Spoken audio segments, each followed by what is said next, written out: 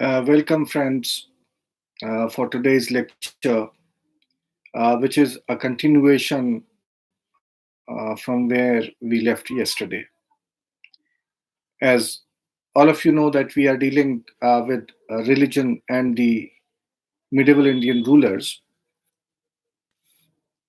Today, I would start the topic with some discussion about Sultan Mahmud of Ghazna, the 10th century invader who invaded the Indian subcontinent, who came from Ghaznavid, and it is said that he came to India to establish Islam. In fact, during the 19th century, or just before independence, uh, Sultan Mahmud of Ghazna was a much maligned character. It was considered that the basic purpose and aim of Sultan Mahmud was nothing but to establish Islam. And as a consequence of that, when he came to India, one of the things which he did was to demolish the temples which he encountered in the subcontinent. Uh, One of the first tasks which the government of India did after independence was to reconstruct the Somnath temple. And Sultan Mahmud, as I said, was much maligned by the majority of the Indians. He was supposed to be a person who was bloodthirsty. Similarly, in Pakistan, and you know that Indians and Pakistanis always try to go opposite each other. Uh, Even in those times before partition, the Muslims who ultimately, those leaders, those people who ultimately became responsible for the partition, they also kept on highlighting this role of Sultan Mahmud as the Butchika. To them, to independent Pakistan, Sultan Mahmud was a savior, a person who was a Butchikan in the positive sense of the term. To the Indians in general, he was a villain. Uh, Both the Hindu and the Muslim counterparts held almost the same type of views. The basic purpose of Sultan Mahmud being from Darul Harb to Darul Islam, and in the process destroying whatever Hindu culture which he encountered on the way. Now, this whole thesis, which was not confined only to the Hindu communalists, but as I said, even to the Muslim communalists, with the only difference that one of them was praising Mahmud for that, the others were criticizing him.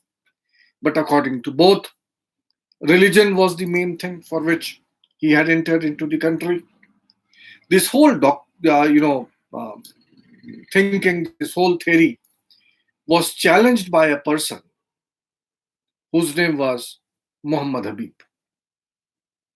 As you know, that Muhammad Habib is one of the founding members of what now is known as Aligarh School of History. Whether the Aligarh School of History exists or not, that's another matter. That's still debatable. All those who are not in favor of the Aligarh School of Historians, they always claim that they keep you telling you about the defects of the Aligarh School. The historians of the Aligarh School themselves keep on denying. They say that there is no school as such. except for the fact that those historians who base their arguments on the primary sources, who have a scientific approach, who show scientific historical rigor in dealing, uh, they are known as people of the Aligarh school. So as I said, that the fact remains that whatever this Aligarh school of history is, that was established by Professor Muhammad Habib. And along with that, he was the first major historian of India who started dabbling in Marxist historiography, secular scientific historiography using Marxian tools. Now, it was Professor Muhammad Habib who, in 1956 or 58, I'm forgetting the exact date, he took up the task of writing a book known as Sultan Mahmud of Ghazni. Now, this is a very thin book, very few pages, around 100 or so. But a path-breaking book, because it is this particular book which establishes how a scientific history is to be written as far as medieval India is concerned. How one has to tackle with the sources. How one has to raise the questions and seek answers from the sources. In a way, as I said, that this particular book or booklet, although short, went a long way to establish a particular point of view. Now, Muhammad Habib, in this book, Sultan Mahmud of Ghazna or Ghazni, first it was published around 1956. Incidentally, if you want to consult this work, and I think that every student of medieval India should read this small book. To us, it's supposed to be the Bible of medieval Indian history. You get to know how to write Indian history, medieval Indian history. So this book, although out of print, the 1956 print is now not available, only in some libraries, but that is very much available online. I mean, there is a site, you can Google search it, Internet Archives.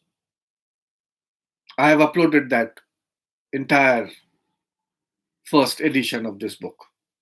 In fact, the second edition of this book, which was brought out 2 years later, with a long introduction by Muhammad Habib Sahib. So that is available. Apart from that, in 2019, the Department of History, Aligarh Muslim University, has once again republished the original,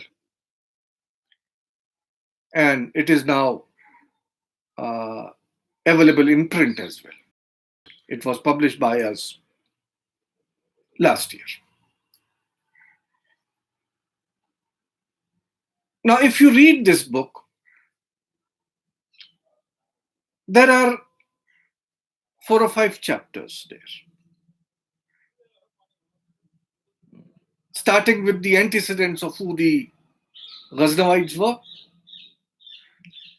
going on to discuss the character of Sultan Mahmud, And then ultimately, a conclusion where Muhammad Habib goes on to sum up what his research is based on the original primary sources tell us. Now, and it's a very easy reading book. I mean, one of the don't expect that because it is being written by a very great historian, it would be difficult. No, the language which has been used, it almost reads like a novel if you are actually interested. So I would recommend that please do go through it, and it's a very easy text to understand. Now, one of the first arguments which Muhammad Habib takes up in this work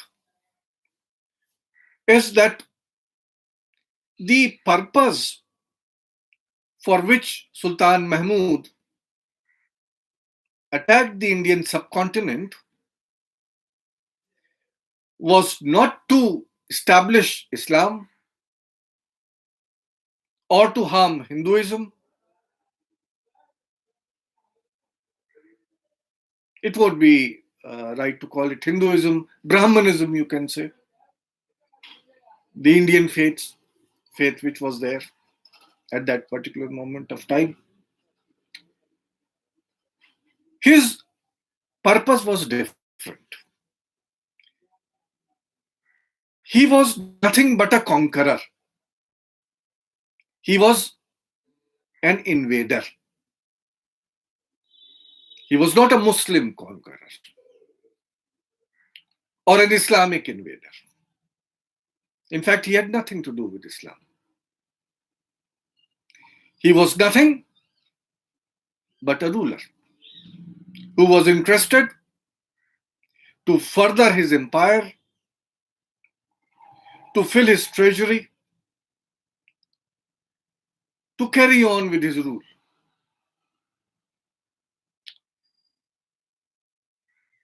He was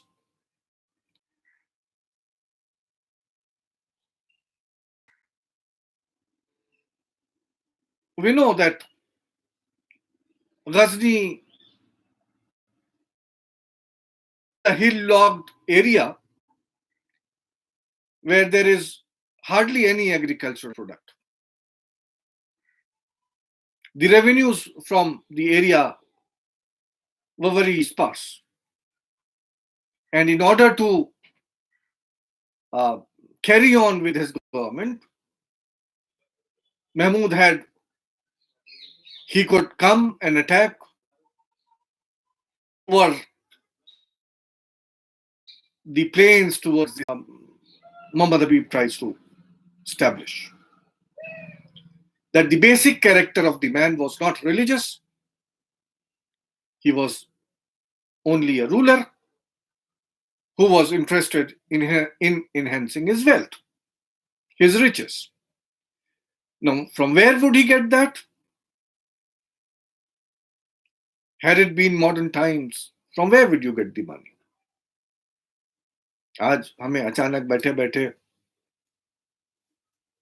अमीर बनना है तो आप कहाँ attack करेंगे?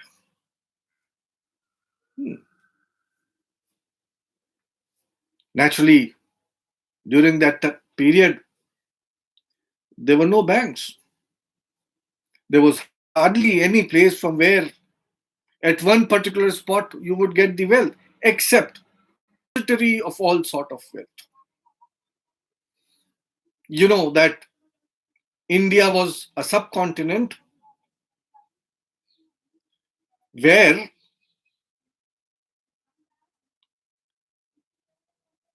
gold was being imported, silver was being imported. There was hardly any the Indian goods.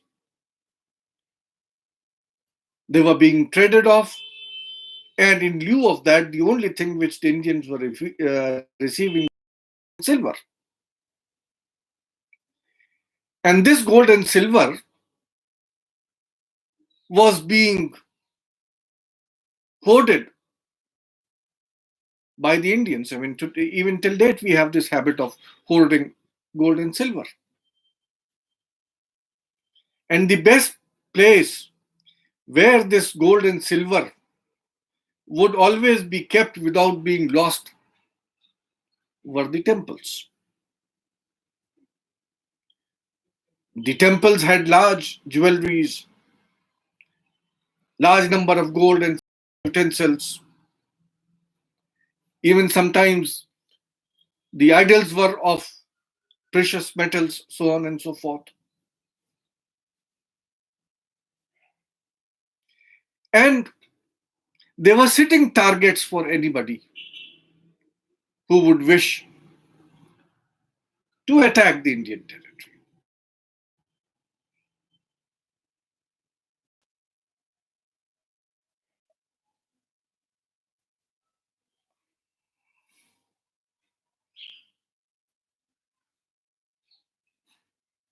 You would find this article. You just search Richard Eaton temple destruction. This is published in two parts. That's available for you. You can get it, download it, print it. And ultimately, Eaton also published a whole book on this particular theme, temple destruction, in which he tried to argue that it was a well-established tradition in ancient as well as in medieval India that the conqueror would always demolish the religious structures of the dynasty which it had conquered. The temple of the deity of the vanquished would be replaced by the temple of the deity of the conqueror. That was a well-established practice. So we would find even in archaeological data that a large number of Buddhist Jain structures were converted into Hindu structures. Vaishnavites were constructed to the other sect. So by the time that the Muslims entered into the country, this system was very much there, even amongst it was a universal phenomena where the conqueror would always be establishing his own religious place and removing the religious place of the dynasty which it had conquered. And this is something which Muhammad Habib points out in his book, Sultan Mahmud of Ghazna. He was writing much before Richard Eaton's research. He points out that the people who were being attacked by Sultan Mahmud understood this. They, in fact, were sad that their temples were being destroyed. But they understood that they would be destroyed. They did not take it as a religious affront against them. And that is why during that period there was no religious rancor against the Ghaznavids at all. They were simply conquerors. Sultan Mahmud, we are informed, would come through rapid march, and very rapidly he would move. Within a day or two, he would attack a particular town. Within the town, he would concentrate himself on the temple. He would attack the temple, break it open, collect the wealth, and go back.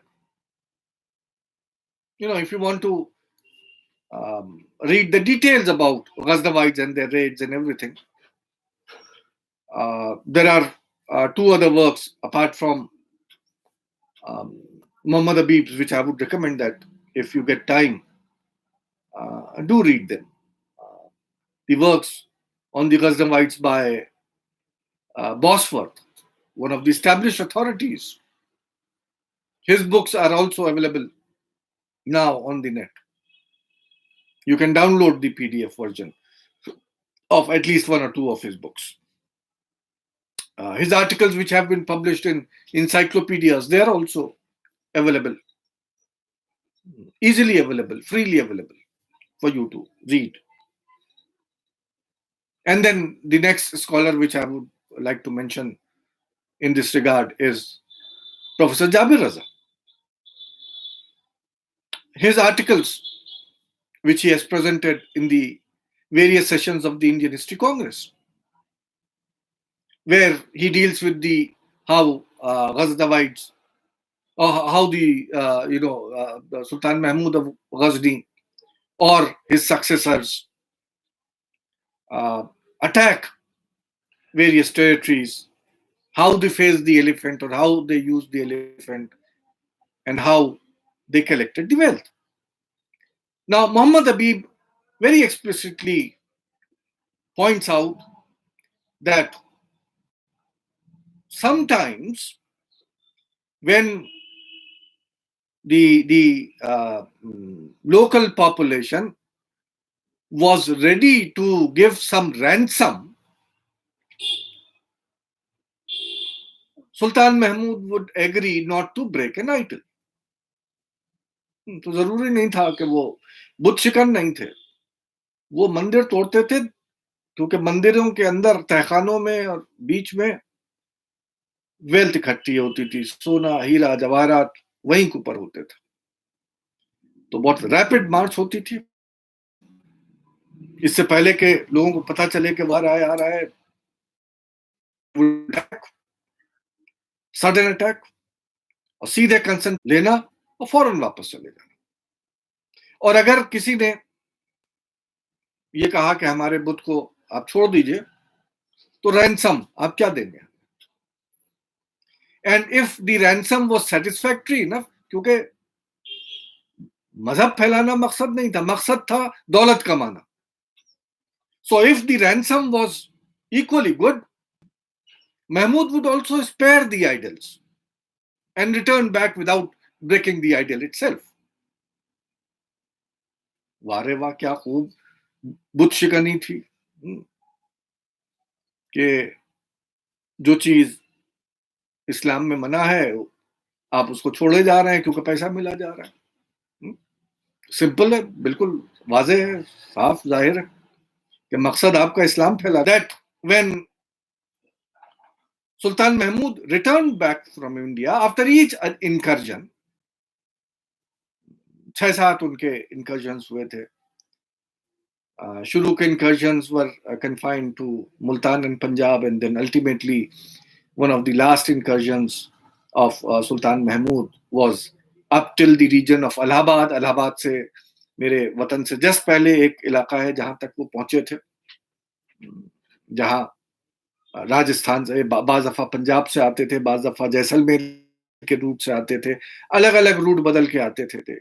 he would pick up a different route so that he may not be caught. He would attack the temples. For example, there is a temple in Jaisalmer, Lodurwa. There, attack was made. The region which is now known as Bulandshahr, there was a temple out there. It was broken. Wealth was taken.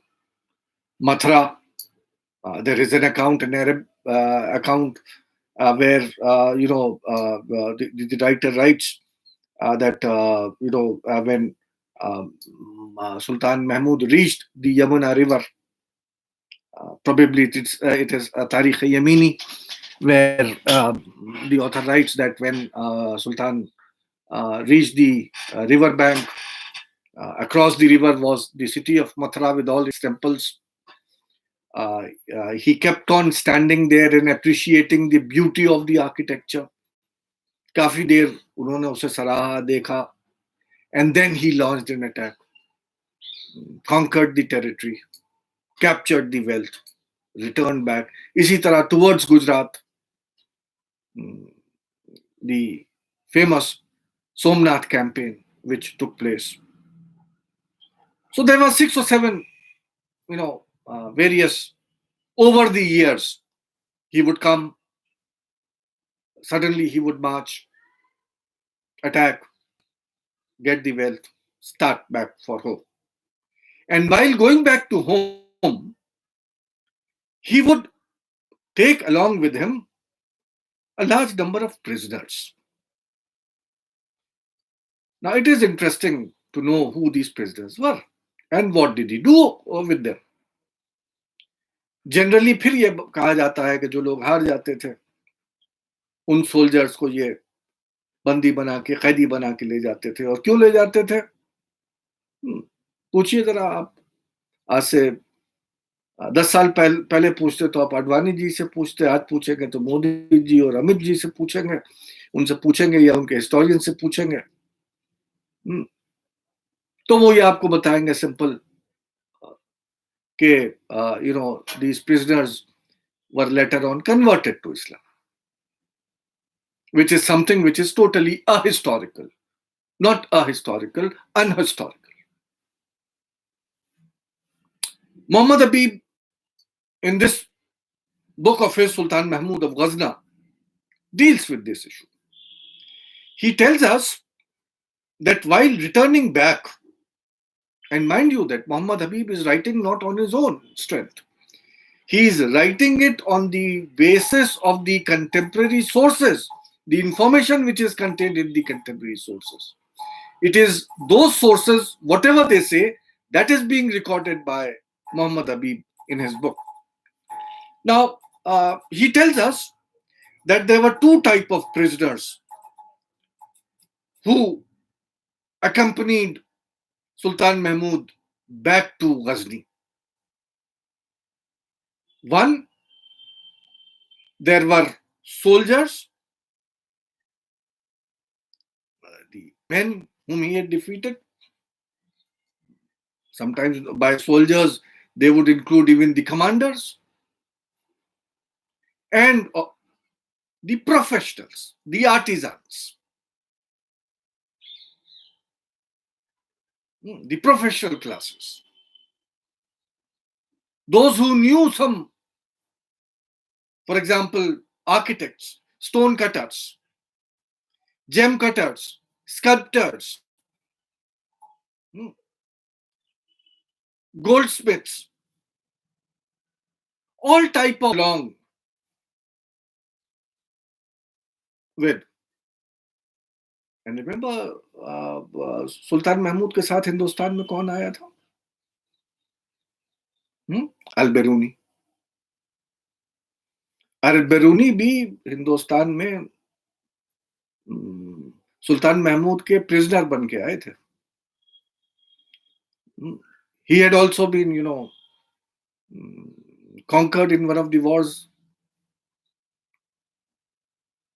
And as a prisoner, when I say as a prisoner, don't imagine कि हाथ पैर बंद के वो लाए गए थे. लेकिन now as a prisoner would mean a person who would have to act as per the wishes of the master. And he had been brought here, and you know the contributions of Al-Biruni, Kitab al-Hind. And it is from there the Indian. जब हम लोग अल-बरूनी पढ़ रहे होते हैं तब ये जिक्र करते हैं कि अल-बरूनी पंडितों के और ब्राह्मणों के कांटेक्ट में आया था. It is from then that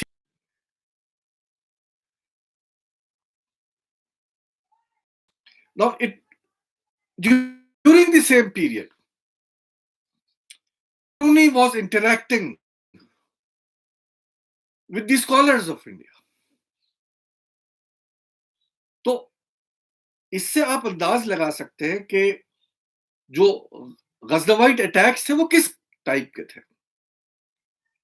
collecting wealth, collecting the knowledge of the period, जिसमें कहीं रैंकर नहीं नजर आती. And with all these things he returned back to Ghazni.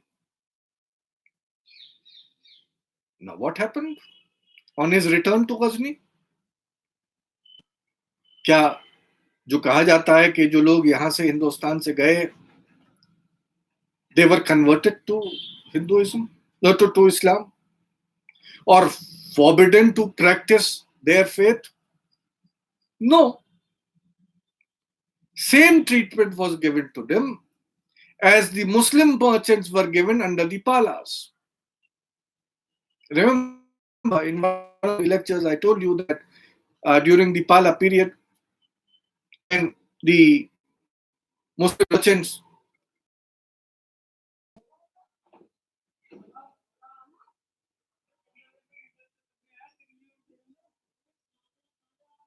and they were allowed to practice their own faith, taken to Ghazni, none of them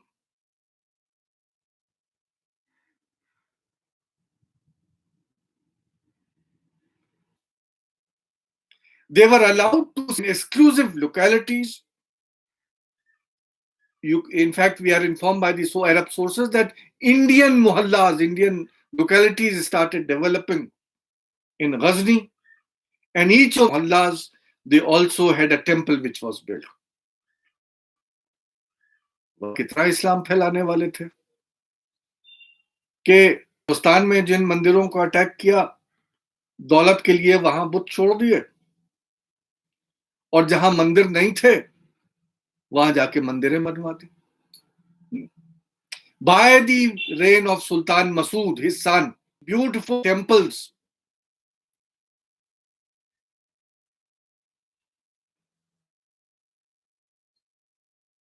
in the city of Ghazni. Muhammad Habib goes on thus to prove that Sultan Mahmud brought Darul Harb into Darul Islam. जहां दारुल इस्लाम था वहां उसने Darul herb बना दिया मंदिर बनवाने के साथ साथ, वहां पूजा पाठ होने लगी, which he allowed these people to carry on, and there were large number of these people. And during the reign of Sultan Masud, another thing happened, again pointed out by Professor Muhammad Habib, pointed out by Bosworth, pointed out by Jabir Raza, pointed out by almost all these scholars who have worked on the Ghaznavids. And that fact is that not only temples were built, but the Ghaznavid army by 1030, the year when Sultan Mahmud died, had a large number of commanders in the Ghaznavid army who were Hindu Indians, non-converted Hindu Indians. We are informed that Sipa Salarane Hinduan or Sipa Salarane Hind, in plural, they were there. And one of the most important names among these Hindu commanders of the Ghaznavid army during the reign of Sultan Masud, who had been brought to Ghazni by Sultan Mahmud, was Tughluq. Very,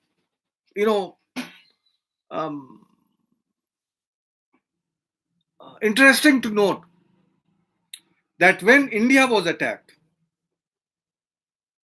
it had, Ghaznavid military commanders.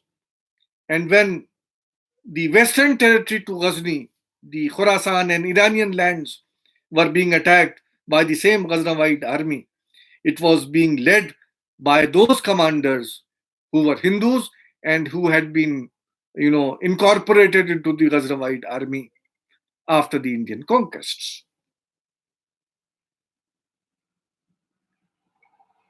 One of the last evidences which Muhammad Habib goes on to give in favor of Sultan Mahmud being just a king and not a Muslim king are two episodes after the death of Sultan Mahmud. One is that during the reign of Masud, he writes that there was a very famous theologian, Sufi come mystic come theologian, who was living at some distance from the palace of the Sultan, and it was reported about him that he was passing through conditions of starvation. He had no money. Sultan Masud was very impressed by the scholarship and knowledge of this particular saint. So one day, Sultan Masud ordered a commander to take a string of camels laden with wealth to the khanqah of this saint. एक कतार थी ऊंटों की जिस पे दौलत भरी हुई थी, और उसके साथ मसूद ने अपने कमांडर को इस मिस्टिक के पास भेजा. When this commander reached the saint was hesitating. He inquired, "Kya hai ye? What is this?" The commander explained that my Sultan has sent this wealth for you, this money for you. And when still the saint hesitated, the commander tried to satisfy the saint by saying, "Don't worry. This is a wealth had gathered as, mal ghanimat, the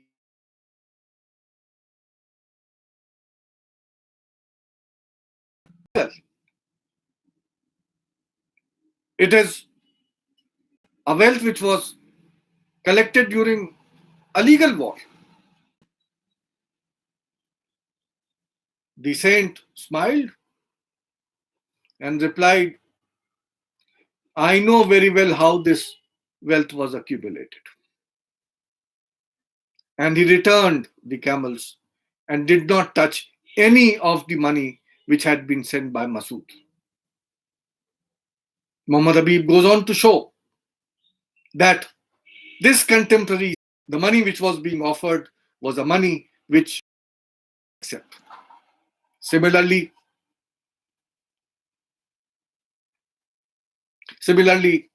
Muhammad Habib goes on to show that there is a hikayat, a story, and the hikayat is something like this: that when Sultan Mahmud died, his janaza was being taken, his bier was being taken, and people saw that the dead Sultan's eyes were open and they were चारों तरफ गर्दिश कर घूम रही थी और ढूंढ रही थी कि जो मैंने दौलत कमाई थी इस दुनिया में वो कहाँ गई, मेरे किस काम आई.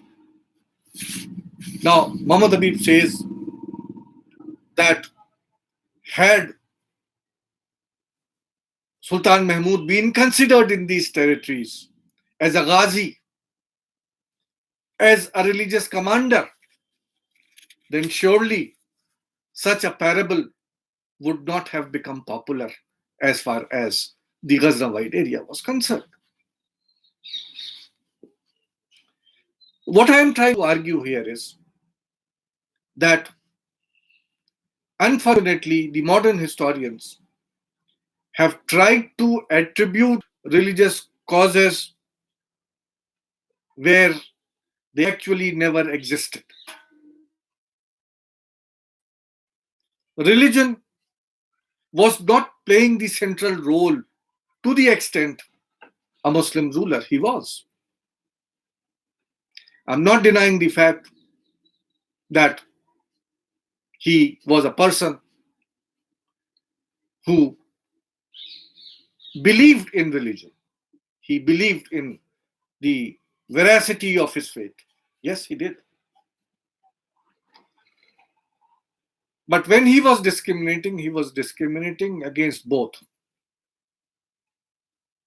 He was not concerned about the religion of those who did not agree with him. I don't have time to inform you that Sultan Mahmud is also the person under whom the first bilingual coin was issued. On this coin, on the one side was the kalima and the name of the Sultan. On the reverse side was a Sanskrit translation of the kalima, with the only difference that Muhammadan Rasulullah, that Muhammad is the Prophet of God, was translated into Sanskrit as Muhammad Avatar, the reincarnate of God, a language which the people of this country could understand. The coin was issued sometime in 1026 or so. 1026.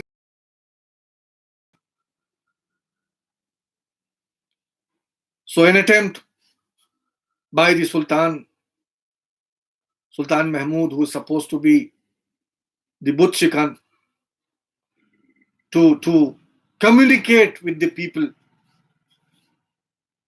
whom yesterday I told you in the lecture that in the initial stages, the sultans tried to derive their legitimacy through letters issued in their name by the Khalifa sitting in Baghdad.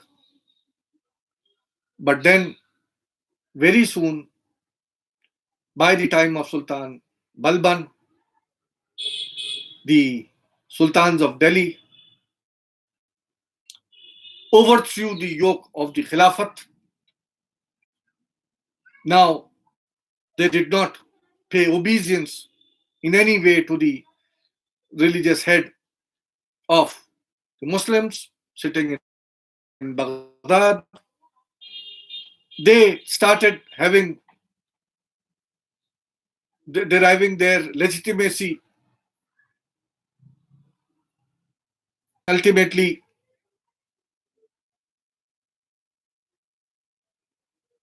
when the Khalji state came to power, the things further changed.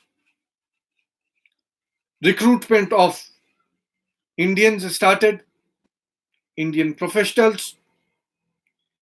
We have already yesterday mentioned how under Alauddin Khilji, Thakur Pheru was appointed as the mint master, an important position. ये कोई छोटी मोटी position नहीं है. Thakur Pheru was not only a prophet, and it is through him that we come to know how among the Indians.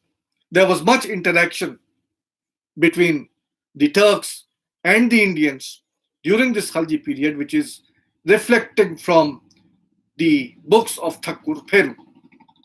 For example, the way he mentions the arch, the dome, their definitions, their techniques, and he in fact goes on to Indianize these. He puts them before us as if they were the Indian techniques. So एक आदान प्रदान का एक सिलसिला, और ये अभी Tughlaq period नहीं है, ये अलाउद्दीन खिलजी का पीरियड है. ठक्कुर फेरू एक कन्वर्ट नहीं of sources because the constraint of the sources. अगर ठक्कुर फेरू, but by the coming of the Tughlaqs, by the time that Ghiyasuddin Tughlaq and Muhammad bin Tughlaq and Firoz Shah Tughlaq established their dynasty, of interaction between Hindus and Muslims, between the indigenous and the foreign, further started developing, and we find that a large number of non-Turkish, local, indigenous, non-Muslim recruitments took place as far as the ruling elites of the Tughluq dynasty is concerned.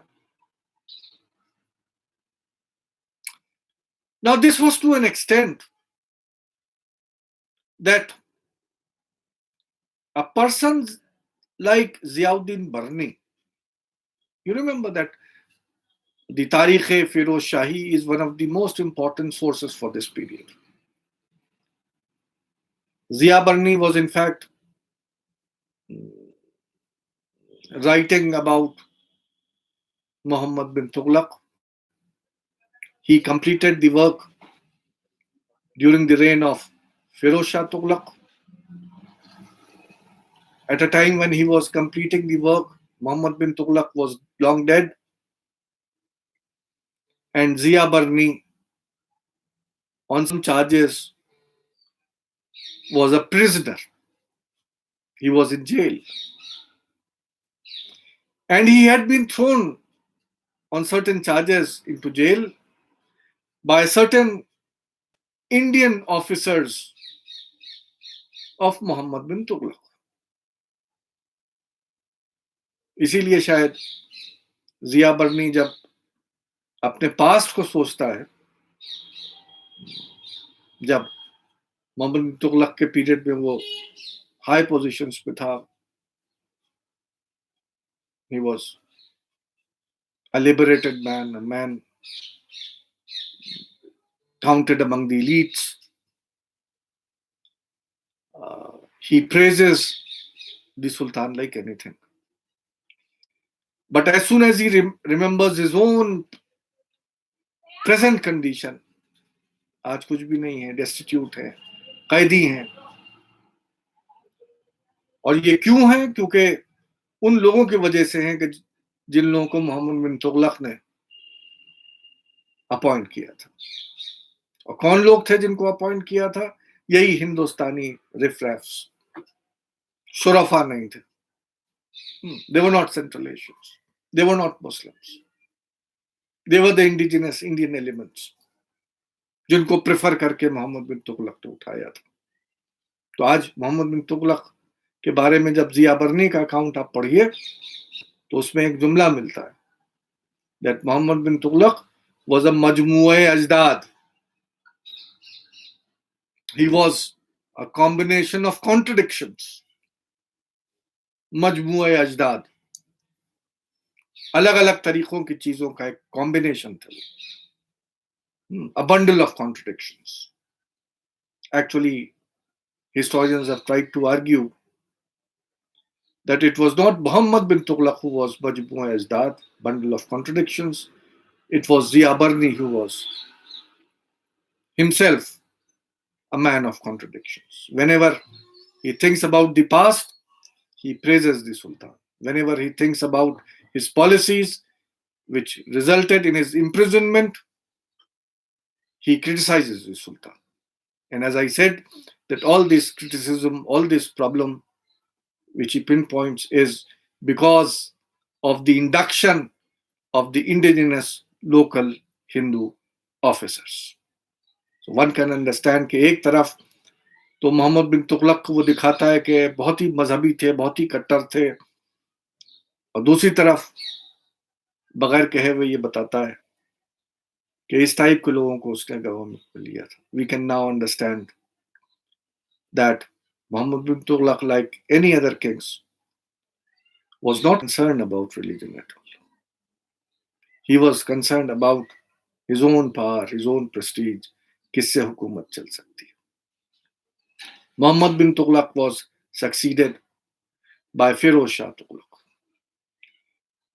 And Firoz Shah Tughluq is again one of those who is labeled as a rabidly communal king. a person who was extremely intolerant towards the Hindus and the Shias. In fact, there are certain sources which give us information of what he thought about both these communities, the Shias and the Hindus. Among the Shias, during this period, there were a large number of Ismailis. And they were also discriminated against. Their religious places were burned, destroyed. We also get information that their religious books were thrown, burned.